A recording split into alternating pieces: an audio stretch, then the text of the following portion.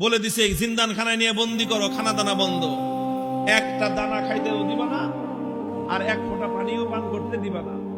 ডাক্তারকে বলে রাখছে নারী পরীক্ষা করতে থাকবি, যখন দেখবি যে একেবারে শেষ মুহূর্ত, এখন খাবার দাবার না দিলে আর বাঁচবে না, ওই সময়ে নিয়ে খাবার দিবি। খাবারটা কি দিবি সেটাও ঠিক করে দিছে, বলছে যে মুসলমানদের ধর্মে যে জিনিস হারাম সেটা দিবি, শুয়োরের গোশত আর মদ মিশানো পানি। আল্লাহকে বললাম যে আল্লাহ, তুমি পরীক্ষা করতেছো তোমার বান্দা, যে তোমার বান্দা তোমাকে, তোমার দ্বীনকে, তোমার রাসূলকে, তোমার রাসূলের আদর্শকে কতটা ভালোবাসে, তুমি এটা পরীক্ষা করতেছো।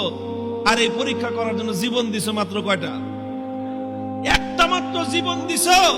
আর ওই একটা জীবন দিয়ে আল্লাহ তোমাকে কিভাবে দেখাবো যে আমি তোমাকে আর তোমার দ্বীনকে কতটা ভালোবাসি? তুমি আমাকে 1000 জীবন দান করতাম, একটা একটা করে জীবন তোমার জন্য উৎসর্গ করে তোমার বান্দা আব্দুল্লাহ বিন হুযাফা দুনিয়ার সামনে প্রমাণ করে দিত ঈমানদারের কাছে ঈমানের দাম কত বেশি।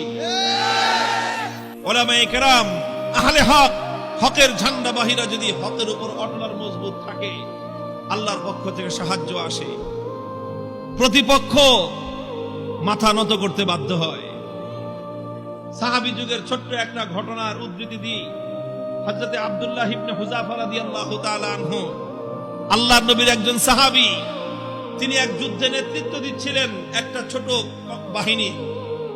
ঘটনাচক্রে রোম সম্রাট সে ওই বাহিনীটাকে গ্রেফতার করে ফেলল। আল্লাহর নবীর সাহাবী আব্দুল্লাহ বিন হুযাফা রাদিয়াল্লাহু আনহু সহ প্রায় 50 জনের মুসলমানদের একটা কাফেলা বন্দী হয়ে গেল। এখন রোম সম্রাটের ইচ্ছা হলো মুসলমানের ঈমান পরীক্ষা করবে, আর যে কোনো মূল্যে মুসলমানকে ইসলাম থেকে দূরে সরাবে। এই জন্য প্রথমে আব্দুল্লাহ বিন হুযাফাকে ডেকে নিয়ে অফার দিল, অফার, লোভ দেখাইলো, বলল তুমি ইসলাম গ্রহণ করো, বিশাল অপ্রতিরোধ্য বিশাল সাম্রাজ্য, পৃথিবীর সুপার পাওয়ার রোম সাম্রাজ্যে তোমাকে বিশাল বড় ক্ষমতাবান পদ দিয়ে দিব, মন্ত্রিত্ব দিয়ে দিব, আর আর তোমাকে আমার মেয়ে বিয়ে দিয়ে দিব।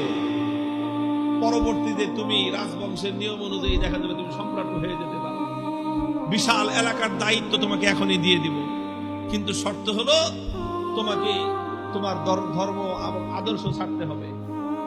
এই কথা যখন বলেছে, আব্দুল্লাহ ইবনে হুযাফা রাদিয়াল্লাহু আনহু রাগে ক্ষোভে অগ্নিশর্মা হয়ে, কোন কোন বর্ণনার মধ্যে এসেছে রোম সম্রাটের দরবারে দাঁড়িয়ে রোমান সম্রাটকে তিনি লক্ষ্য করে বলেছেন, ইয়া কালবার রোম, হে রোমের কুকুর। রোমের সম্রাট যখন তাকে ধর্ম ত্যাগের, ইসলাম ত্যাগের পরামর্শ দিয়েছে, তখন তিনি রোম সম্রাটের রাজ দরবারে দাঁড়িয়ে সম্রাট বলে নয়, রোমের কুকুর বলে সম্বোধন করে বলেছেন, মুসলমানের ঈমান এত কম দামি জিনিস না।